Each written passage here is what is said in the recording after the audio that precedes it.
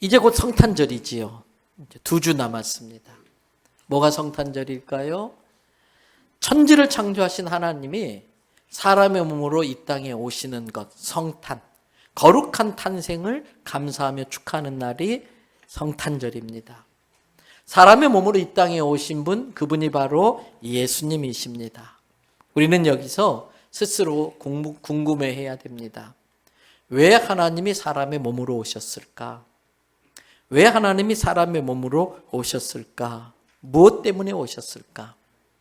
예수님은 조금 전에 본 마가복음 1장 38절 말씀을 통해서 자신이 이 땅에 오신 이유를 직접 우리에게 알려주고 있습니다. 우리 스크린 말씀 올려주시고 같이 한번 다 같이 읽어봅니다. 이르시되 우리가 다른 가까운 마을들로 가자. 거기서도 전도하리니 내가 이를 위하여 왔노라 하시고, 거기서도 뭐 하시려고요? 전도하려고 하시는데 내가 이 전도하려고 이 세상에 왔다, 이렇게 말씀하고 계십니다. 전도가 뭡니까? 전할 전자 길도자, 사람이 마땅히 가야 할 길, 사람이 가야 될 바른 길을 가르쳐 주는 것, 그것이 전도입니다. 오늘 우리가 읽은 마가복음 1장 38절과 같은 내용을 다루고 있는 것이 누가복음 4장 43절 44절인데 거기에 보면 전도에 대해서 좀 더 구체적으로 설명을 하고 있어요. 예수께서 이르시되 내가 다른 동네들에서도 무엇을 전해야 한다? 하나님의 나라 복음, 하나님의 나라의 복음을 전하여 하리니 나는 이 일을 위해 보내심을 받았노라 하시고 갈릴리 여러 회당에서 전도하시더라 그랬어요. 그렇습니다. 하나님 나라의 복음을 전하는 게 전도입니다. 그렇다면 하나님 나라의 복음이라는 게 무엇입니까? 하나님 나라의 복음이라는 게 무엇입니까?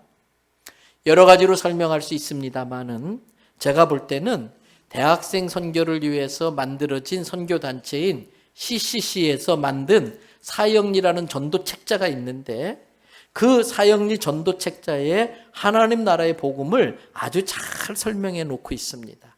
그래서 오늘은 그 사형리 전도주의 내용을 통해 저와 여러분의 구원을 다시 한번 정확하게 확실하게 해두고 싶습니다. 사람이 살아가면서 반드시 알아야 될 4가지 영적 원리, 그 중에 첫 번째 제1 원리가 있습니다. 조직신학 용어로는 신론이라고 말합니다. 하나님은 누구신가? 첫 번째 영적 원리는 하나님이 어떤 분인지를 알아야 되는데 제1원리 이렇습니다. 자연계에도 자연 법칙이 있듯이 하나님과 사람 사이에도 영적인 원리가 있습니다. 하나님은 당신을 사랑하시고 당신을 위한 놀라운 계획을 가지고 계십니다. 이게 모든 인간이 알아야 될 첫 번째 영적 원리라는 겁니다. 하나님은 사람이 불행하고 비참하게 살게 계획하지 않으셨습니다. 하나님은 우리가 죄 가운데 패배자로서 살도록 계획하지 않으셨습니다. 하나님은 우리를 사랑받는 존재로 만드셨습니다. 얼마나 사랑하시든지 요한복음 3장 16절에서 이렇게 말씀하셨어요. 하나님이 세상을 이처럼 사랑하사 얼만큼? 독생자를 주실 만큼, 독생자 예수 그리스도를 십자가에 죽게 하시기까지 함으로써 나의 모든 죄 문제를 해결하고 나를 구원하실 정도로 우리를 사랑해 주신다는 거예요. 이는 그 예수를 믿는 자마다 멸망하지 않고 영원한 생명을 얻어서 하나님과 영원히 살기를 원하시는 거예요. 나를 너무나 사랑하셔서 나와 함께 영원히 살기를 원하실 정도로 나를 사랑하신다는 거예요. 여러분, 멸망, 자식이 망하는 걸 원하는 부모는 아무도 없습니다. 자식이 흥하길 원하지 망하길 원하는 부모는 없는 것처럼 하나님은 우리가 멸망하지 않고 하나님과 함께 영원토록 살기를 간절히 원하실 정도로 우리를 그렇게 사랑하신다는 거예요. 이게 하나님의 계획입니다. 근데 그 하나님의 계획과 달리 많은 사람들이 그 하나님의 사랑을 느끼지도 못하고 하나님이 주시는 풍성함을 누리지도 못하고 살고 있습니다. 그 이유가 뭘까요? 그게 우리가 알아야 될 두 번째 원리입니다. 제2 원리는 조직신학 용어로는 인간론이라고 합니다. 사람은 어떤 존재인가? 제2 원리.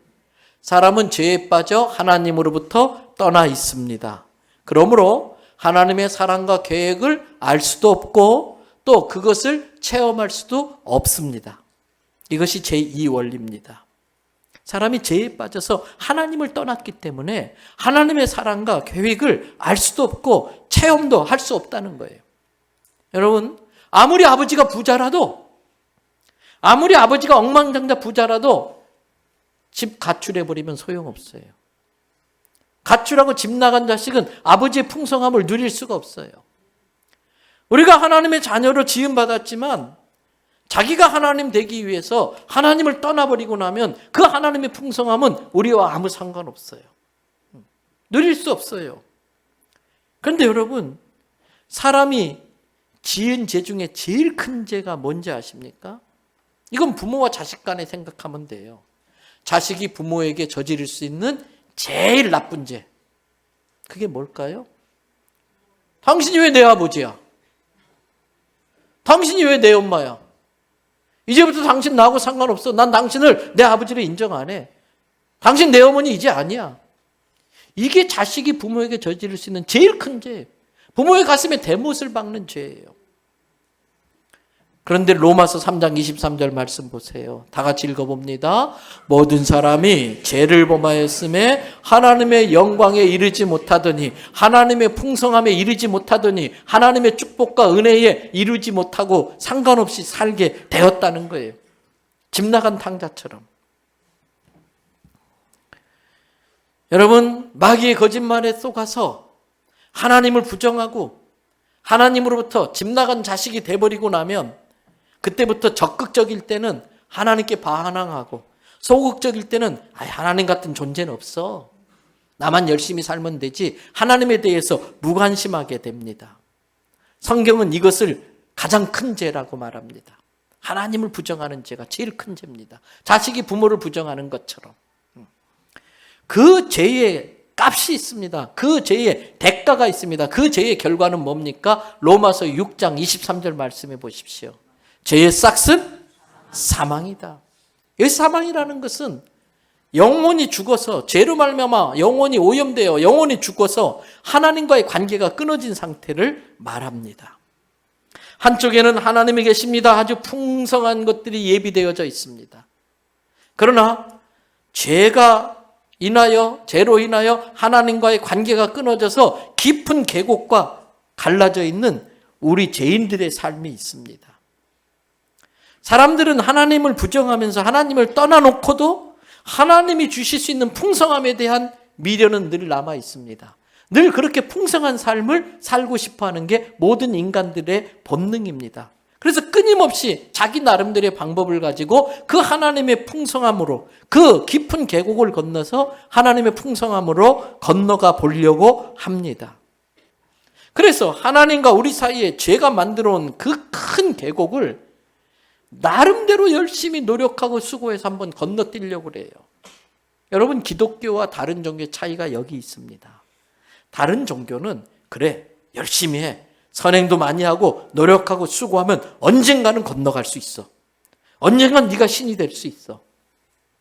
기독교는 인간은 하나님의 피조물이기 때문에 근본적으로 인간은 신이 될 수 없다. 건너갈 수 없다는 거예요. 어려운 문제 하나 내겠습니다. 국가대표 선수하고 저하고 수영 시합을 하면, 국가대표 수영 선수하고 저하고 수영 시합을 하면 누가 이길까요? 저를 그렇게 우습게 보진 마세요. 그런데 이 시합은, 국가대표와 저랑 하는 이 시합은 헤엄쳐서 태평양 건너서 미국까지 가는 시합이에요. 국가대표나 지나 내나 중간에 물에 빠져 죽는 건 똑같은 거예요. 근데 사람들이 내가 열심히 노력하고 체력을 쌓고 수영을 잘하면 나는 미국까지 수영해서 갈 수 있어 라고 생각하는 것과 똑같은 거예요. 똑같이 물에 빠져 죽는 건 똑같은 거예요. 그래서 두 번째 원리, 인간은 하나님이 만든 공백을 채울 때까지는 절대 행복할 수 없고 인간 스스로 그 공백을 메꿀 수 없다는 거예요. 그래서 세 번째 원리가 나옵니다. 하나님과 우리 사이에 죄가 만들어 놓은 이 계곡을 건너갈 수 있는 다리를 누가 만드시느냐. 제3원리 조직신학 용어로는 기독론이라고 말합니다. 예수 그리스도는 어떤 분이실까? 3원리, 예수 그리스도만이 사람의 죄를 해결할 수 있는 하나님의 유일한 방법, 유일한 길입니다. 여러분, 사람은 하나님이 우리에게 보내주신 예수, 사람의 몸으로 오신 하나님, 인간이 근본적으로 하나님의 피조물로 하나님께로 건너가지 못하니까 다른 종교들은 야 조금만 더 해, 선행도 많이 하고 열심히 수양도 쌓고 3,000배도 하면 건너올 수 있어라고 가르치지만 하나님은 우리의 한계를 아셨기 때문에 직접 자기가 건너오신 거예요. 직접 건너온 거예요. 그래서 오셔가지고 하나님께 갈 수 있는 길을 만드시려고 오신 겁니다. 인간은 예수 그리스도를 통해서 인생의 바른 진리를 깨달을 수 있고 예수 그리스도를 통해서 우리가 살아가야 될 참된 삶을 깨달을 수 있고 예수 그리스도를 통해서 하나님의 사랑과 계획을 알 수도 있고 체험할 수도 있는 겁니다. 하나님은 예수 그리스도를 통해서 우리에게 자기의 사랑을 확실히 증명해 보이셔 주셨습니다. 로마서 5장 8절 다 외우는 말씀이에요. 우리가 아직 뭐 되었을 때에? 죄인 되었을 때에 여전히 죄인의 자리에 있는 거예요. 그런데 그리스도께서 오셔서 우리를 위하여 죽으심으로 하나님이 우리를 얼마나 사랑하시는지 확실히 증명하여 주셨느니라. 지금까지 아무도 할 수 없었던 일, 거룩하신 하나님과 인간 사이에 그 죄로 말미암아 생긴 그 계곡을 건너갈 수 있는 다리를 놓으신 예수님은 어떤 분이실까? 어떤 분이시기에 그런 일을 할 수 있으신 건가? 요한복음 10장 30절에서 예수님은 자기에 대해서 이렇게 말합니다. 나와 하늘에 계신 아버지는 뭐다? 하나님이다. 자기가 사람의 몸으로 오신 하나님이라는 거예요. 그러면서 요한복음 14장 9절에 보니까 나를 본 자는 하나님을 본 자다. 그리고 요한복음 14장 6절에 우리가 잘 아는 유명한 말씀, 내가 곧 길이요 진리요 생명이니 나로 말미암지 않고는, 예수 그리스도를 통하지 않고는 하나님 아버지께로 올 자가 없느니라. 그러면서 예수님은 자기가 유일한 구세주라고 하는 걸 직접 자기의 삶으로 증명해 보이셨습니다. 그것은 인간의 가장 고질적인 문제, 두 가지, 죄와 죽음의 문제. 십자가의 죽으심으로 우리의 죄값을 대신 지불해서 죄의 문제 해결하시고 죽은 자들 가운데서 3일 만에 부활하심으로, 왜? 본인은 사람의 몸으로 오신 하나님이시기 때문에, 생명을 창조할 능력을 가지신 하나님이시기 때문에 사람의 입장에서 죄의 대가를 치르기 위하여 죽으셨고, 그러나 계속 죽음 가운데 머물러 있지 않고 그 하나님의 능력, 생명을 창조하는 능력으로 죽음을 이기시고 3일 만에 부활하심으로 내가 유일한 그리스도로 구세주라는 걸 입증해 보이신 겁니다. 사도 바울은 고린도전서 15장 3절부터 6절을 통해 예수님의 부활에 대해서 이렇게 증인으로서 증언을 하고 있습니다. 내가 받은 것을 먼저 너희에게 전하였노니, 내가 받은 구원의 은혜를 너희에게 전하였노니, 이는 구약성경의 예언대로, 구약성경에 나온 대로 예수 그리스도께서 우리 죄를 위하여 죽으심으로 죄 용산 받게 하셨고, 그걸로 끝난 것이 아니라 4절,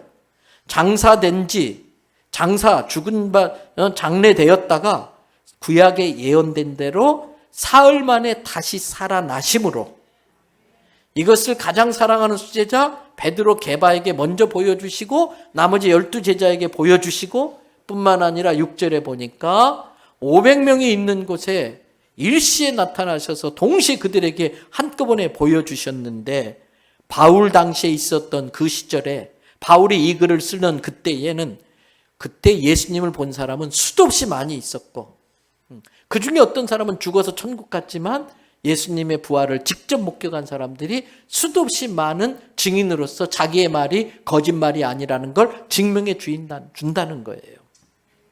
예수 그리스도의 부활은 분명하고도 확실한 역사적 사건입니다. 그분은 십자가에서 죄의 문제와 죽음이라는 인간의 고질적인 문제를 해결하신 유일한 분으로서 우리를 구원할 유일한 구세주가 되신 것입니다. 여러분, 지금까지 이것이 세 가지 원리. 하나님은 우리를 사랑하시고 우리를 향한 놀라운 풍성한 계획을 갖고 계신다. 그런데 사람들이 하나님을 떠나서 그 하나님의 풍성함을 누리지 못하고 살면서, 그러면서 또 그 풍성함에 대한 아쉬움, 미련, 안타까움이 있어서 자기 힘으로 그 풍성함을 확보해 보려고 한다. 그러나 그것은 불가능한 일이다.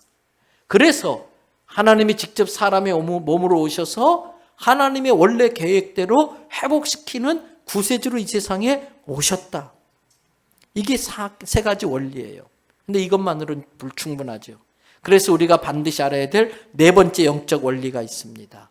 조직신학 용어로는 구원론이라고 말합니다. 어떻게 구원받는가? 제4원리, 우리 각 사람은 예수 그리스도를 나의 구주, 나의 하나님으로 영접해야 합니다. 그럴 때 우리는 하나님의 사랑과 계획을 알게 되고 또 그것을 체험할 수 있습니다. 이게 4원리입니다. 사람들 각자가 예수 그리스도를 자기의 구세주, 자기 하나님으로 영접해야 된다는 겁니다. 그럴 때 우리 각 사람은 나를 향한 하나님의 사랑과 계획을 알 수가 있고 그것을 누리고 체험할 수 있다는 거예요. 모든 사람은 영적으로 다시 태어나야 된다는 거예요. 거듭나야 된다는 거예요. 중생해야 된다는 거예요. 그래야 그리스도인이 된다는 것입니다. 하나님은 영이시기 때문에 우리가 영적인 존재로 다시 살아나지 않고는 하나님과의 사귐을 가질 수가 없다는 거예요. 여러분, 예수 그리스도를 내 마음의 주인으로 모실 때에 우리는 영적으로 거듭나서 죽었던 내 영이 다시 살아나게 되는 영적 존재가 될 수 있고, 그때에 우리는 하나님을 이해하게 되고 하나님의 목적을, 하나님이 나를 이 세상에 만드신 목적을 깨닫고 그렇게 살 수 있는 의미 있는 값 있는 인생이 될 수 있다는 거예요. 예수 그리스도를 영접한다는 건 내 중심에서 하나님 중심으로 전환된다는 겁니다. 예수 그리스도를 영접한다는 것은 내 마음의 주인을 바꾸는 것입니다. 여러분, 사용리는 이러한 사람의 모습을 두 가지 그림으로 설명을 합니다. 앞에 한번 그림 띄워놔 주시겠어요? 큰 원은 우리 인생을 말합니다. 위에 있는 원을 보면은 원이 있는데 그 가운데 의자가 있어요. 누가 앉아 있습니까? 내가 왕이요. 내가 주인이요. 내가 모든 걸 결정해. 그러다 보니까 크고 작은 점들이 막 이렇게 있는데, 무질서하게 있는데 내 인생이 무질서한 거예요. 혼돈하고 혼란스러운 거예요.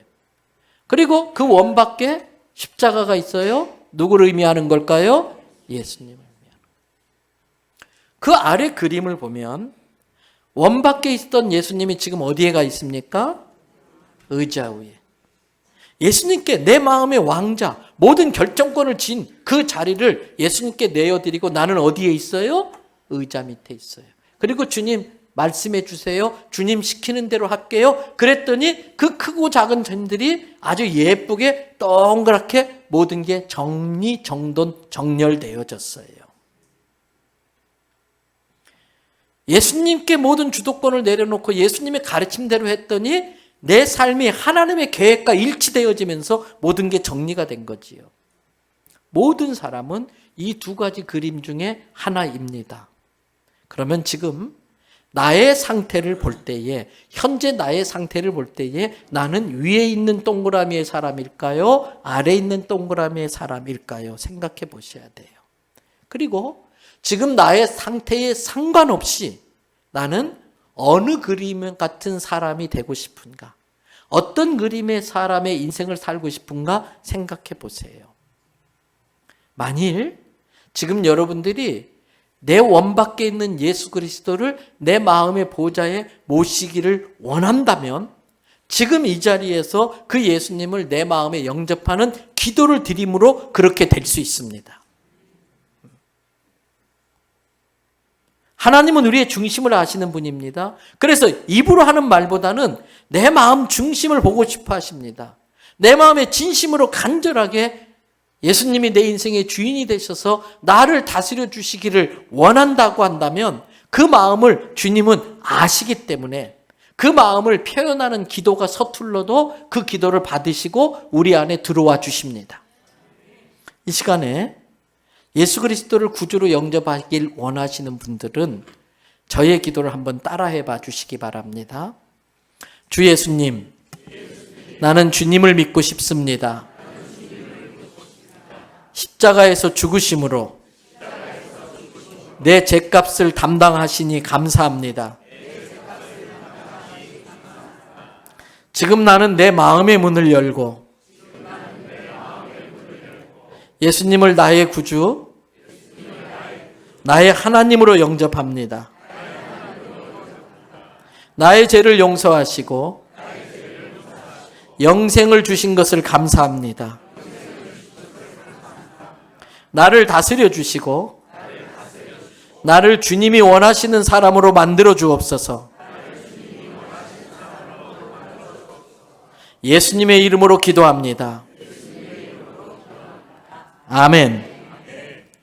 비록 저를 따라서 한 기도이지만 만약에 이 기도가 여러분이 진짜 원하시는 것이라면, 이 기도의 내용이 여러분의 진심이라면, 조금 전에 그 따라했던 기도지만 그 기도 때문에 우리의 마음의 문을 여는 것이 되어져서 지금 예수님은 우리 안에 들어와 계십니다.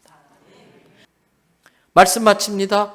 그러므로 이제부터 분명하게 지금 말하는 5가지는 흔들리지 않고 믿어야 됩니다.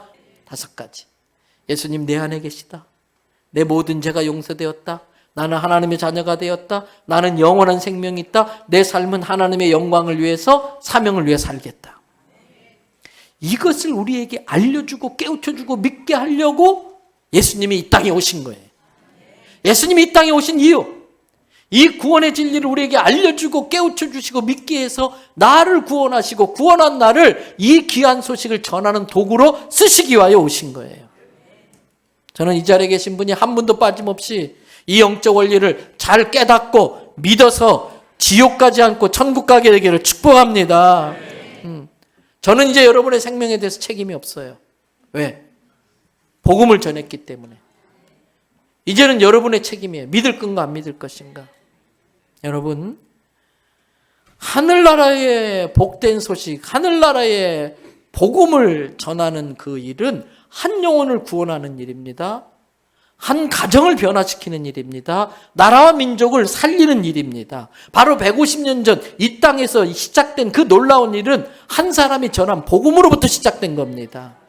이것은 이 땅의 어떤 일보다도 가치 있고 의미 있고 보람 있는 일일 것입니다.